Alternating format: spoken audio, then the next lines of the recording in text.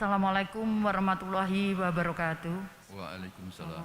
Selamat siang, Shalom, Om Swastiastu, Namo Buddhaya, salam kebajikan, Rahayu.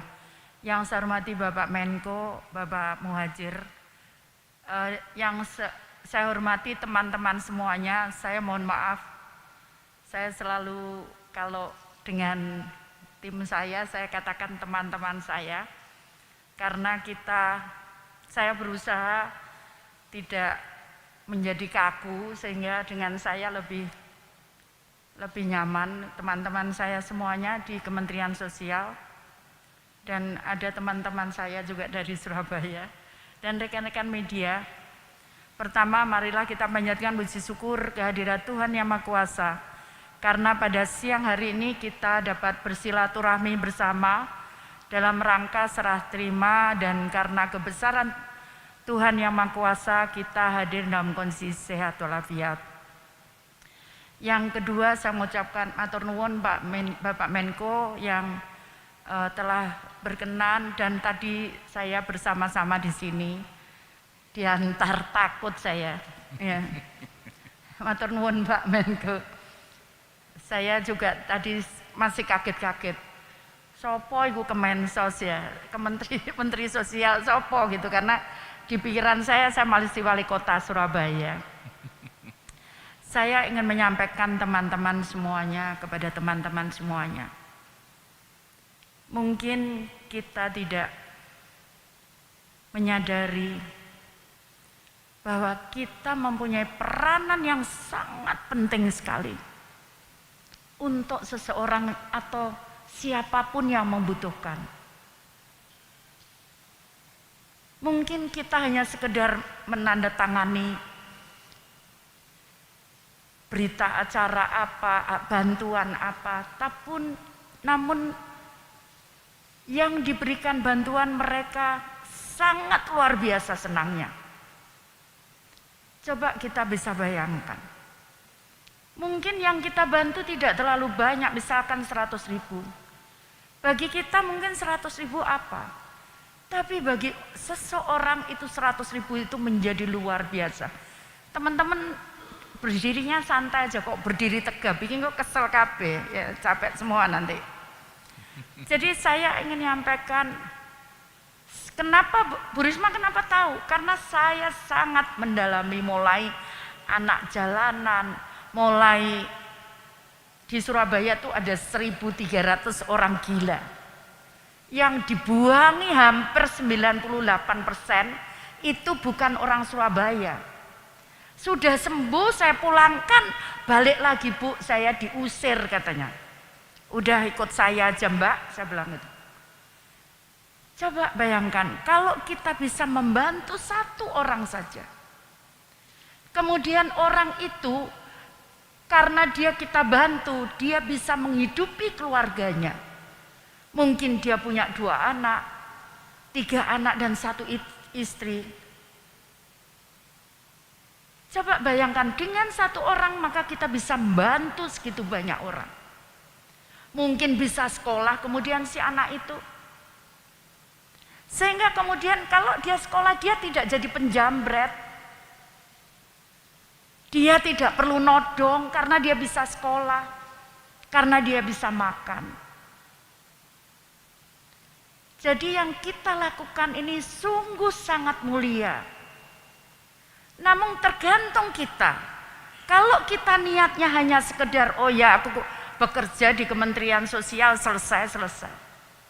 Tapi coba kalau kita benar-benar niatkan itu untuk kita bisa membantu, menolong orang lain, maka kita tidak akan pernah berhenti di situ. Hanya sekedar administrasi.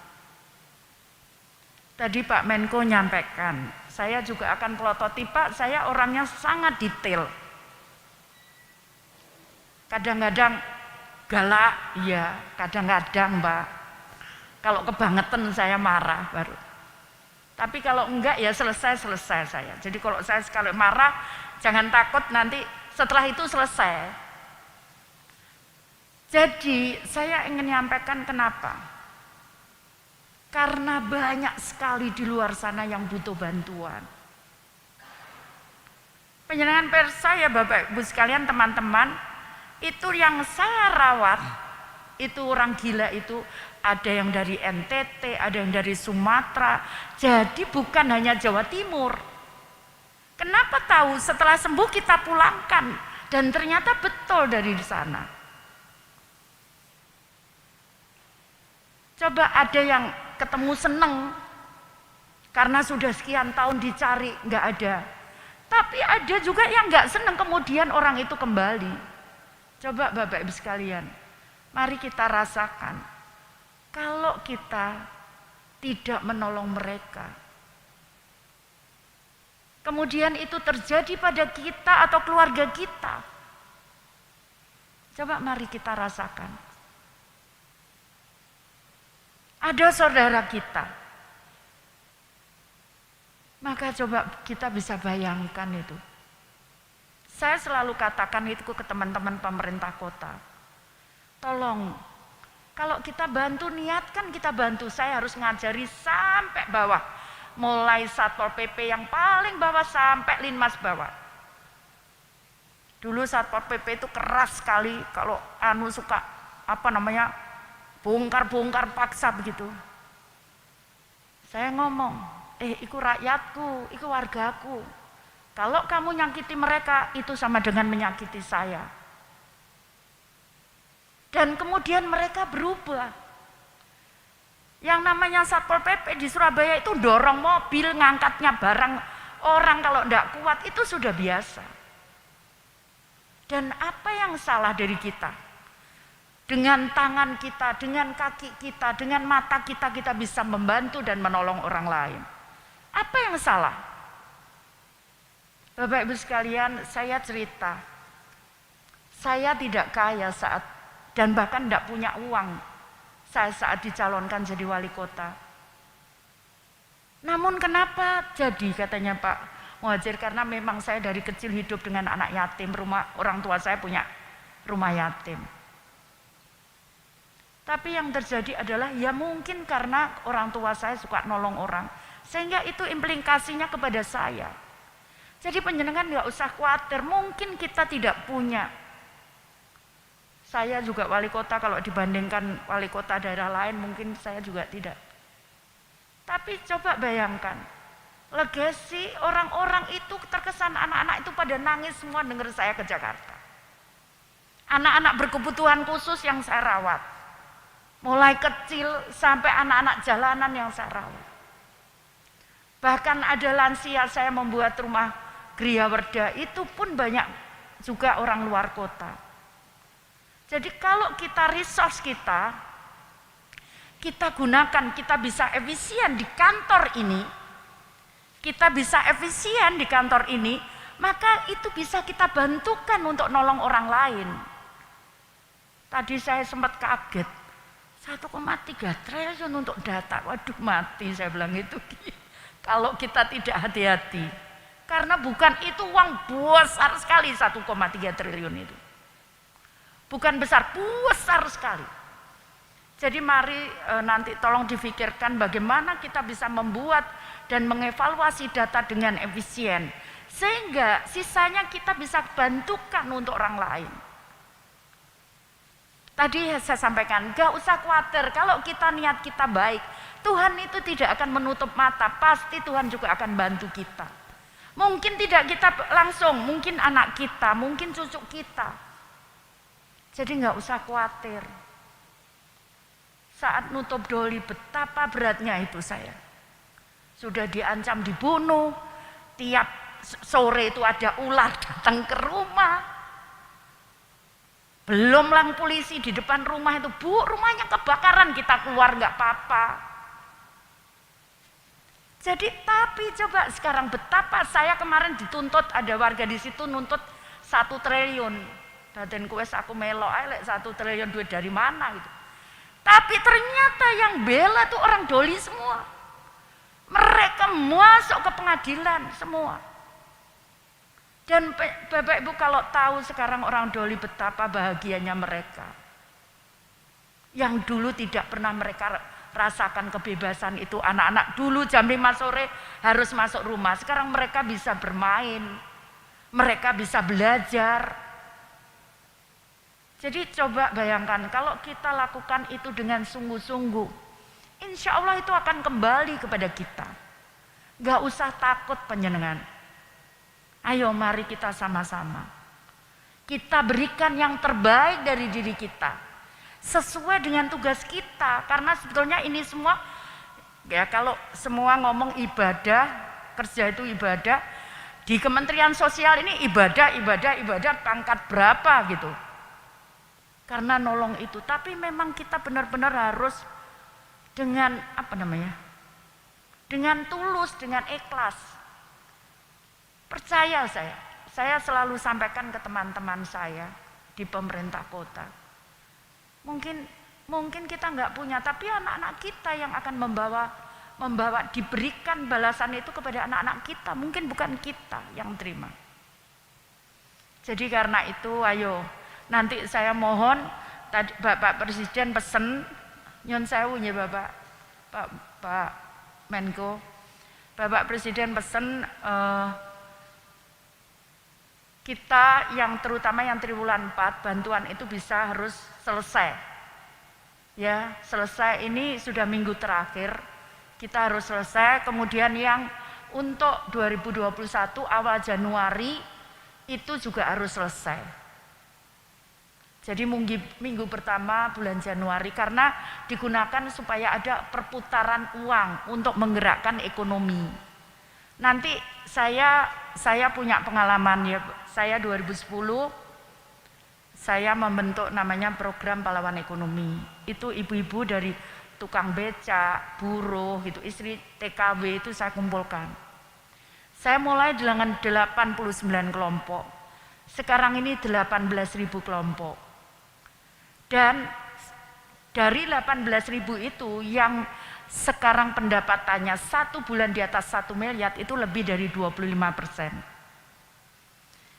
Jadi nanti ada pola-pola yang kita harus lakukan dengan pemberdayaan. Saya percaya di sini banyak yang pinter-pinter. Mari kita gunakan untuk menyelesaikan. Jadi warga kita tidak kita ajarkan hanya menerima. Tapi mereka kita ajarkan untuk berusaha sehingga mereka bisa terhormat. Boleh dicek, tidak ada pengamen di Surabaya, tidak ada anak jalanan di Surabaya, tidak ada pengemis. Tidak boleh ngemis di Surabaya. Tidak boleh dia ngamen di jalan. Caranya gimana? Saya bayar dia ngamen di Taman Dian, kita bayar pemerintah kota. Tapi bukan di jalan. Coba kita bisa bayangkan, kalau di jalan-jalan itu banyak pengemis. Coba kita bayangkan, orang dari negara lain ngomong apa ke kita? Ke negara kita. Coba bayangkan. Itu bisa ya kita ajarkan, kita baca bahwa mereka kalau mau dapatkan rezeki ya harus bekerja. Bukan minta-minta. Nanti akan larinya ke sana. Saya berharap nelayan itu cuma dibantu memperbaiki perahunya aja senengnya ampun mereka. Seringkali kita tidak menyentuh di situ. Saya juga masa ya kita tega. Saya pernah jalan, makanya saya ngomong, Pak nanti forerdernya di belakang Pak, saya sampaikan. Kenapa? Soalnya kalau saya lihat sesuatu saya berhenti. Pernah di sini sampai muter saya 3 kali. Orang itu kenapa ya tidur dekat sampah? Muter saya 3 kali. Terakhir aku enggak kuat, enggak bisa aku turun. Turun kenapa? Ternyata dia kelaparan. Kemudian orang itu kelaparan, saya nitip di warung sebelah untuk di sini di Jakarta. Kemudian saya nitip uang itu di warung itu.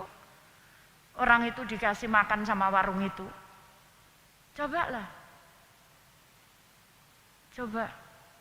Nah karena itu kalau kita bisa bantu, kalau kita bisa efisien di operasional kita, maka kita bisa bantu sisanya ke orang-orang tadi yang membutuhkan. Bagaimana mungkin sekarang kalau dia sendiri, data itu dia sudah mungkin sudah sekian tahun dia keluar dari daerahnya. Mungkin nggak bisa nerima bantuan kita berikan. Maka kita harus pikirkan orang-orang yang ini. Belum dia nggak punya rumah, kemudian nggak bisa makan. Maka kita harus pikirkan itu. Mohon maaf Pak Muhajir, saya bicara karena mohon maaf. Jangan sampai nanti saya juga takut jadi menteri ini. Nanti saya gak iso mergo masuk surga gara-gara saya keliru jalankan ini. Nanti Risma kowe gak iso mlebu waktu kamu jadi menteri sosial, kamu ada yang gak kamu kerjakan katanya. Waduh, saya takut itu. Saya gak mau selesai dunia nanti hanya pertanggungjawaban saya pribadi kepada Tuhan. Bukan karena saya ingin menyelesaikan jabatan saya dengan maksimal gitu. Jadi itu, dan teman-teman nggak usah kaget kalau saya datangnya pagi sekali. Itu sudah kebiasaan dari dulu kala gitu. Sejak sekolah saya punya kebiasaan itu, jadi jangan kaget, nggak apa-apa. Kalau teman-teman datangnya pokoknya nggak terlambat aja. Ya, tapi saya memang suka datang pagi. Jadi enggak usah sungkan sama saya omong sekali di kantor itu saya datang paling pagi, pulang paling malam. Jadi enggak usah sungkan, enggak ada kalau waktunya selesai pulang-pulang enggak apa-apa. Saya enggak gitu, tapi saya harus menyelesaikan. Tapi kadang-kadang saya berputar dulu. Katanya Pak Menko ini, Bu Risma ojo dirubah. Lah karena saya enggak dirubah. Saya juga kerjakan itu karena saya harus cari itu yang tadi saya sampaikan. Mungkin ada yang nggak bisa makan, mungkin nggak bisa tidur, saya harus tangan itu. Jadi saya mungkin mutar. Makanya takut kalau saya nanti forradernya di depan, saya berhenti ketinggalan tuh forrader ngawal sopo. Mohon maaf ya, ini karena memang saya nggak mau berubah. Saya pengen tetap saya seperti Risma. Jadi apapun saya. Ya. Jadi saya mohon maaf, saya juga kadang-kadang waduh ini dikei pen. Mbak ini harus dipakai ta pen ini. Iya saya tuh enggak pernah pakai simbolnya wali kota, itu enggak pernah. Kalau enggak upacara saya enggak pernah pakai ini, mudah-mudahan enggak ketinggalan. Terus enggak bisa masuk, Pak. Ya. Jadi saya pernah Pak diusir, mana simbolnya wali kota? Pak aku enggak pernah bawa, saya bilang. Ya wes aku pulang gitu. Enggak Bu Risma katanya. Jadi seperti itu ya. Jadi saya ayo mari kita bergandengan tangan. Tidak ada sekat karena tadi kalau kita bisa menyatu begini maka biaya itu akan bisa turun dengan drastis. Percaya saya. Saya mantan pejabat, saya juga mantan wali kota dan saya detail Pak. Saya wali kota, saya urusi sisamu piro. Waduh, iya betul. Kemudian kita buat program lagi apa? Seperti itu. Jadi kalau saya ngurusi, saya nggak akan pegang duitnya, tapi saya pegang catatan nih, gitu. Saya nggak mau pegang duit, saya nggak pernah pegang duit, Pak. Tapi saya pegang catatannya, itu pasti saya akan kontrol. Kenapa? Itu kebiasaan saya gitu. Saya mohon maaf kalau itu, karena sekali lagi saya pengen bahwa dengan uang yang itu kita bisa bantu lebih banyak lagi. Itu saja tujuan saya. Saya percaya bisa, teman-teman pasti lebih pintar dari saya. Saya kira itu sekali lagi saya terima kasih, matur nuwun Pak Menko dan terima kasih teman-teman semuanya. Ayo kita mulai sekarang kita niatkan kita berbuat lebih banyak lagi kebaikan-kebaikan supaya Tuhan juga memberikan perhatian ke kita karena kita selalu berbuat baik.